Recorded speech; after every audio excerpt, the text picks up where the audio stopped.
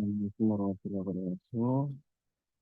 Baik, perkenalkan saya Ananda dan Wahyu Pratama dan juga rekan saya Yunia Kris Monika.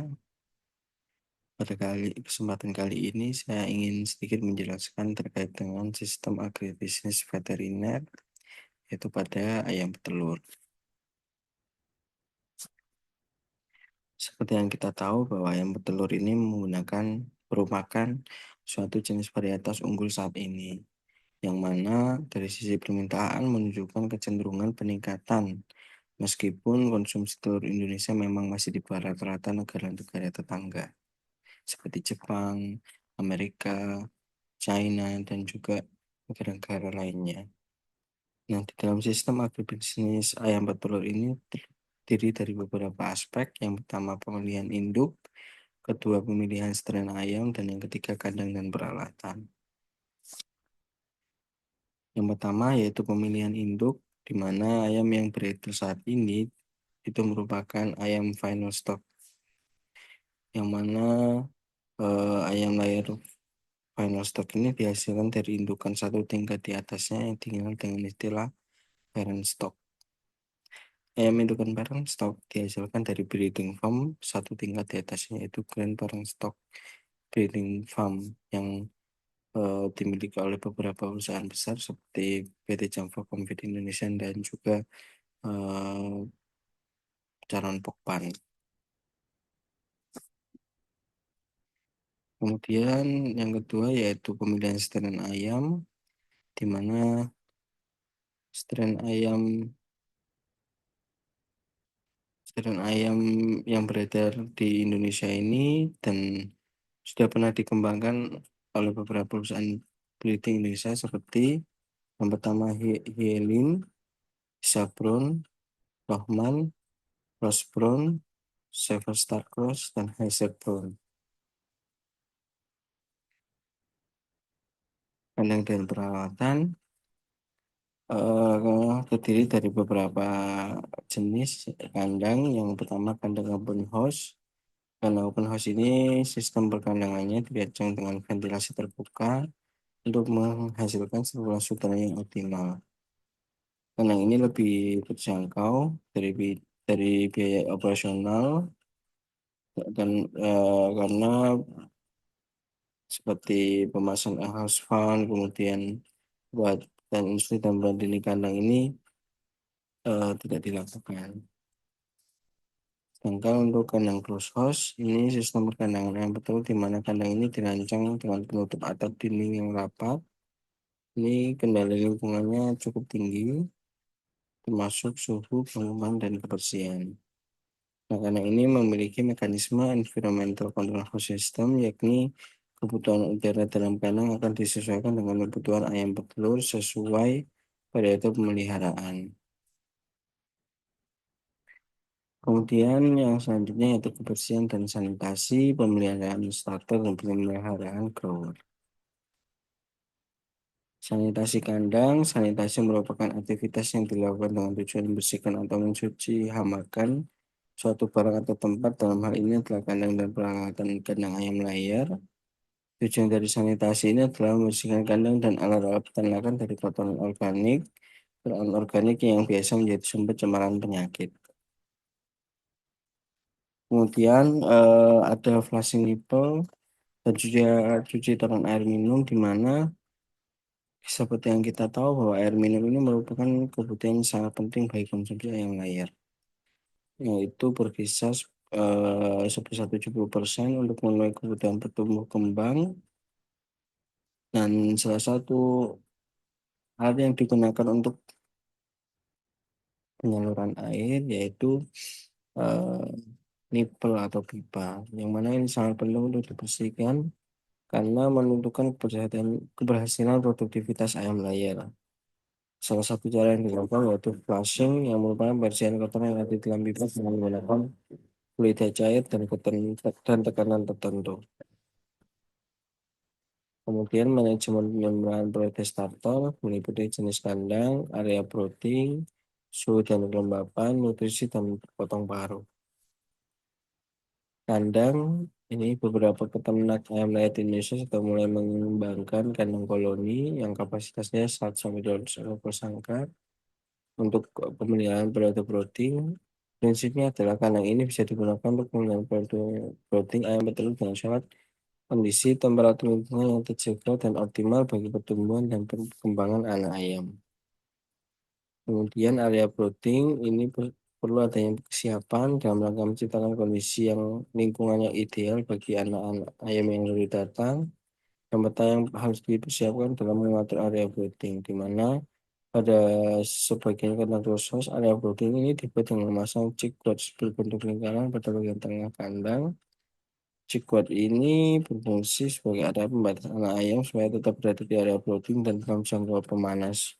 Brooding area yang menggunakan chick cloth pada umumnya dilengkapi dengan heater atau pemanas. Kemudian suhu dan kelembapan, pengaturan suhu area brooding penting karena biosnya ini belum bisa mengatur suhu tubuhnya sendiri dan masih sangat bergantung dengan suhu lingkungan.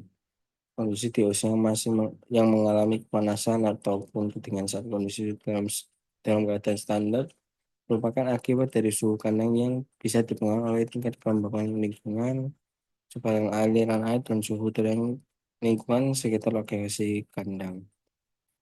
Namun jika DOC menyebar menjauhi sumber panas, maka DOC dalam keadaan kepanasan karena suhu panas harus diturunkan.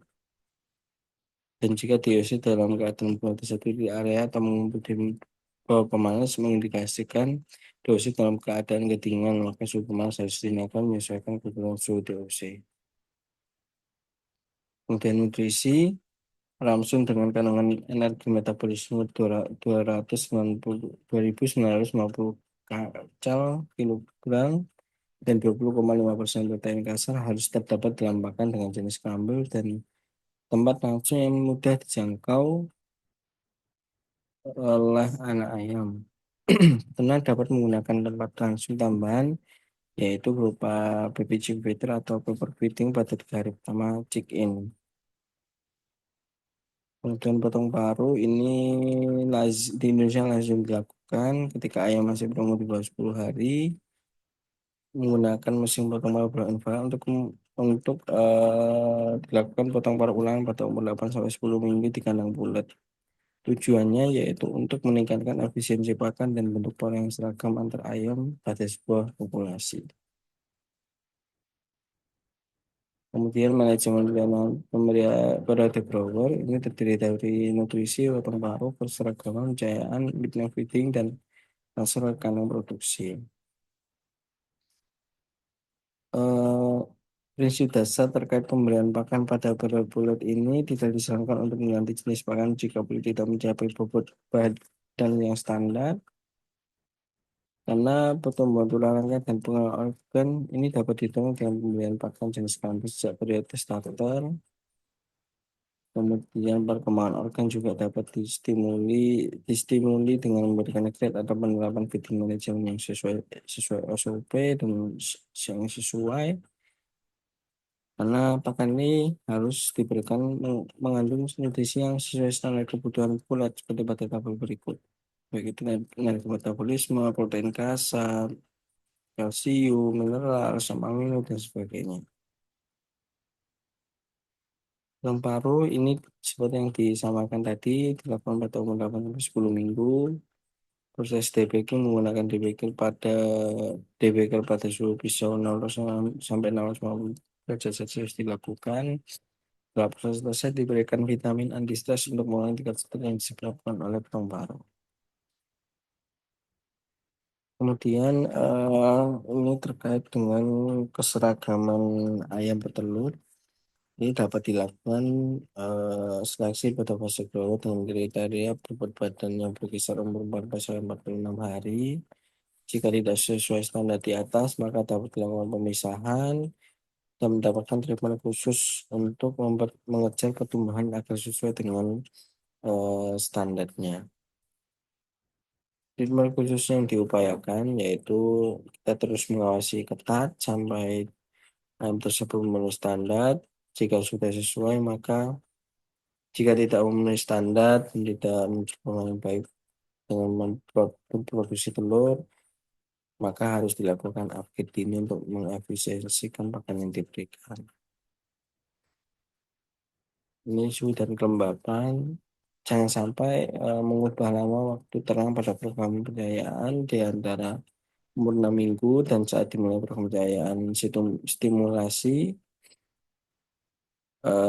karena berpengaruh terhadap performa yang buruk di masa puncak produksi kelak dan juga akan berpengaruh pada tingginya angka mortalitas dan buruknya kualitas cangkang telur. Kemudian midnight atau pencahayaan ini dapat digunakan saat jumlah konsumsi pakan dirasa dibutuhkan lebih banyak saat periode pemilihan produksi. Program pencahayaan ini dapat membantu penyerapan kalsium saat waktu malam hari ketika cangkang telur dibentuk. Midnight feeding ini dapat dilakukan dengan menyalakan lampu selama 1 sampai 2 jam pada saat tengah malam atau saat periode gelap. Dan juga program pencahayaan midnight feeding ini harus dilakukan dengan lama waktu gelap masing-masing 3 jam sebelum dan sesuai 2 lampu dinyalakan saat tengah malam. Midnight feeding merupakan lama waktu terang tambahan di luar lama waktu alami sinar matahari. Kemudian setelah itu ditransferkan ke kandang produksi. Idealnya dilakukan pada 4 minggu sebelum produksi dan tidak lebih dari 2 minggu sebelum telur pertama dihasilkan untuk menyediakan waktu pemulihan dari efek stres akibat proses transfer supaya tidak menekan perkembangan organ reproduksi ayam yang akan mempengaruhi proses produksi telur. Pada umumnya proses transfer ulat ke kandang produksi ini dilakukan pada umur 16 minggu.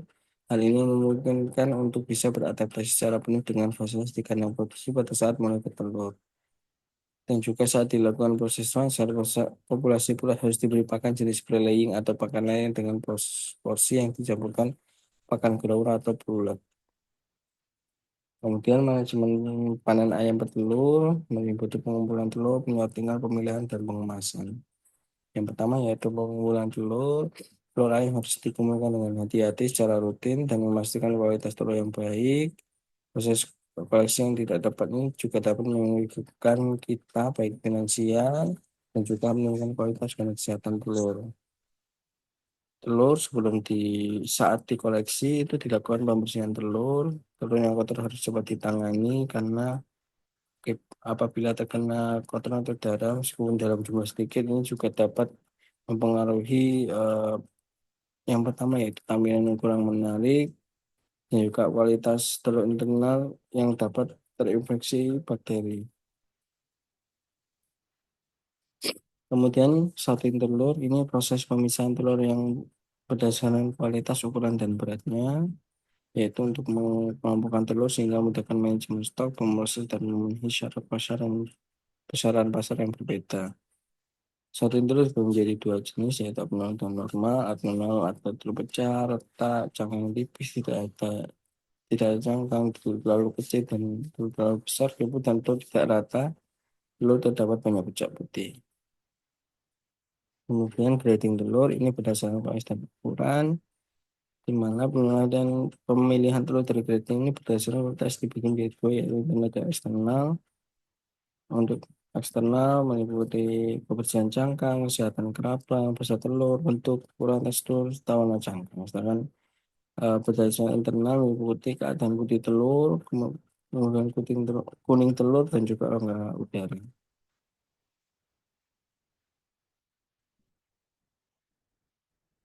Kemudian pengemasan telur merupakan proses mengamankan telur dari kerusakan akibat benturan dari luar kemasan seperti tekanan atau guncangan saat kemasan ditumpuk. Fungsi pengepakan adalah mencegah risiko kerusakan seperti pecah dan retak yang berakibat kualitas telur menurun. Terima kasih, mungkin sekian dari kami. Assalamualaikum warahmatullahi wabarakatuh.